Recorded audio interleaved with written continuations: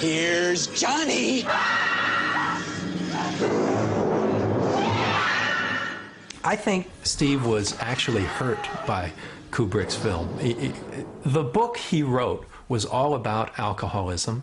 It was all about feeling responsibility for a family and not being able to meet that responsibility. It's all about a boiler underneath a hotel that's going to blow and destroy it.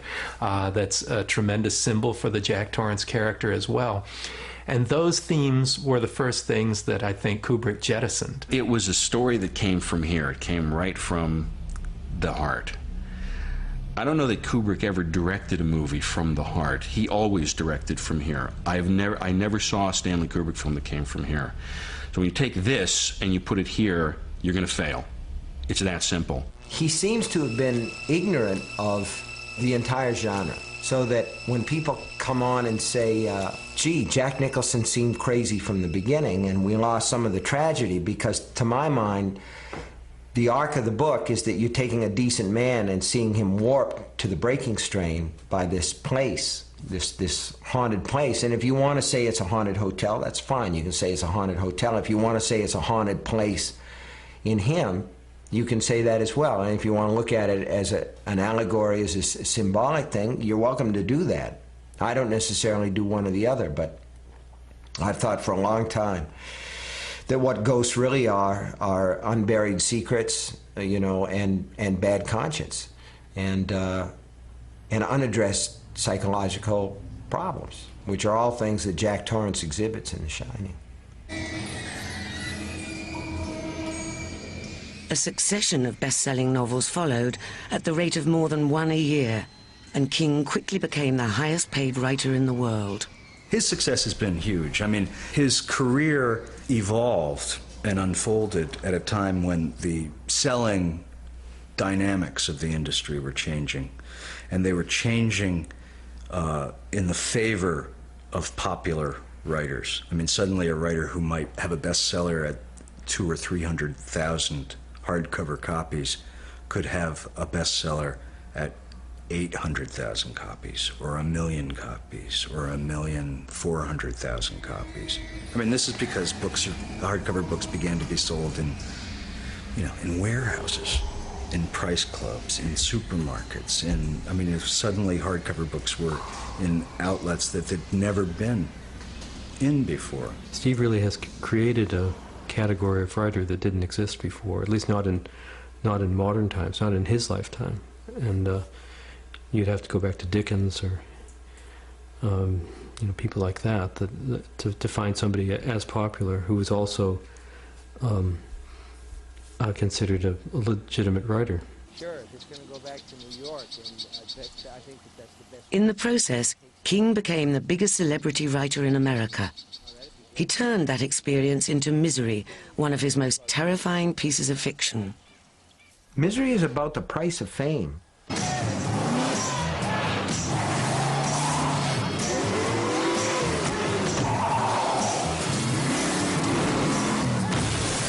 Misery tells the story of romance writer Paul Sheldon, who gets rescued from a car wreck and nursed back to health by Annie Wilkes, played by Kathy Bates, his #1 fan. I'm your #1 fan.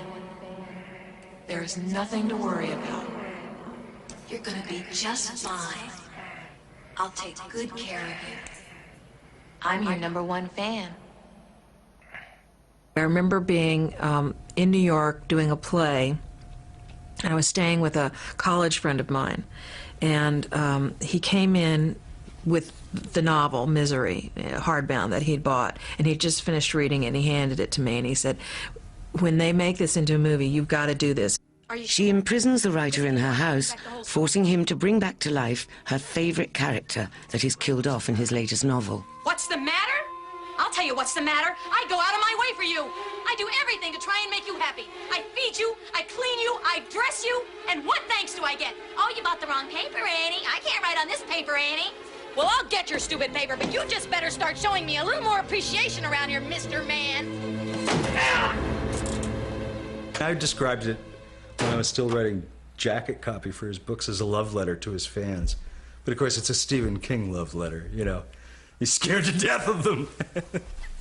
Misery, although it was much more of it was horrific, it was a very realistic, character-based horrific piece. I mean, there wasn't, like Carrie or, supernatural things were happening. It was based on something that could really happen to somebody. A person really could be kidnapped and tortured by a deranged fan. I mean, that kind of thing we know about, we read about in the papers and things like that. Paul. So if you'd like me to stay and play some more for you, I'd love it. I know you've been out.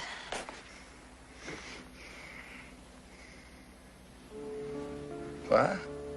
You've been out of your room. No, I haven't. Paul, my little ceramic penguin in the study always faces due south. I don't know what you're talking about. Ceramic penguin.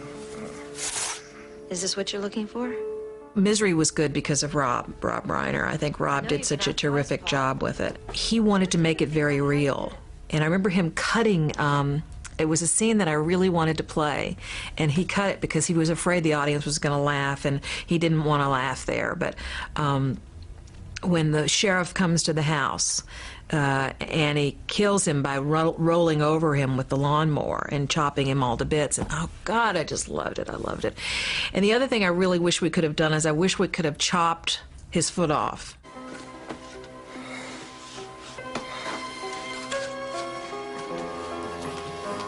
Annie, whatever you think about doing, please don't do it.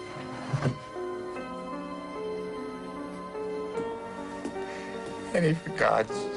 Shh, darling. Trust me. God's sake. It's for the best. Annie, please! Almost done. Just one more.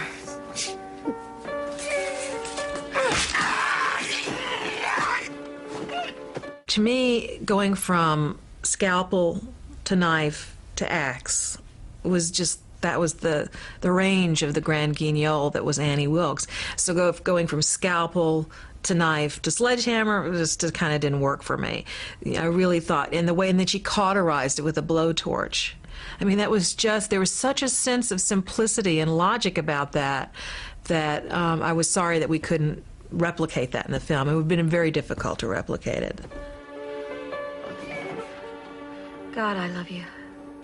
For most of his career, King's art has imitated his life. But after Misery, he had personal experience of the horror of life imitating art when a demented fan broke into his home. This guy, who's obviously crazy, was standing in the kitchen amid the broken glass, and he had a shoebox in his hands. And my wife says, "Who are you? What are you doing here?" She's in her nightgown and bare feet. And the guy said, "This is a bomb.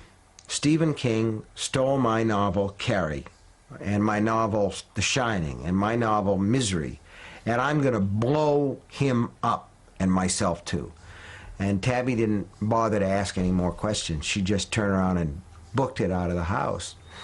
And she went across the street and called the police. The police came, and the guy had holed up in an attic room. He came out when the police told him to come out. His bomb, which he apparently did believe was a bomb, was pencil erasers wired up with paper clips that he'd straightened and plugged into the erasers. This is just one of the outgrowths, none of them particularly good, of a celebrity culture, which is one of the reasons why I don't do many interviews like this. He's moved out of the famous writer category into the famous person category. So he's like a film star. And when that happens, it means you have to close in. You know, you have to put up the walls a bit. It's uncomfortable to walk around because everybody is going to ask him for an autograph. And his privacy is up for grabs. Fair ball, fair ball. Go, baby, take three. Go when you want. Nice! All right, The price of fame hasn't been so high that he's been forced to move from Maine. He still plays in his local softball game every week. I stay because everybody knows me and I know everybody, and as a writer, I stay for the same reason that William Faulkner stayed in Mississippi, because there are only so many places in the world that are yours that you can really know and really describe. And I think that people are the same everywhere. I think that friendship still matters, love still matters, hate, covetousness, all the things that people do covering up their secrets, fear of the unknown. All these things are interesting, and they're always the same from place to place and culture to culture. But you don't have very much time, and it's only given to you in 60 or 70 years to get to know one or two places well.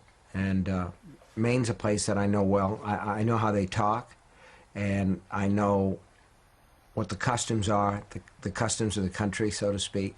And on a real basic level, I love this place. I love the people. This is my home.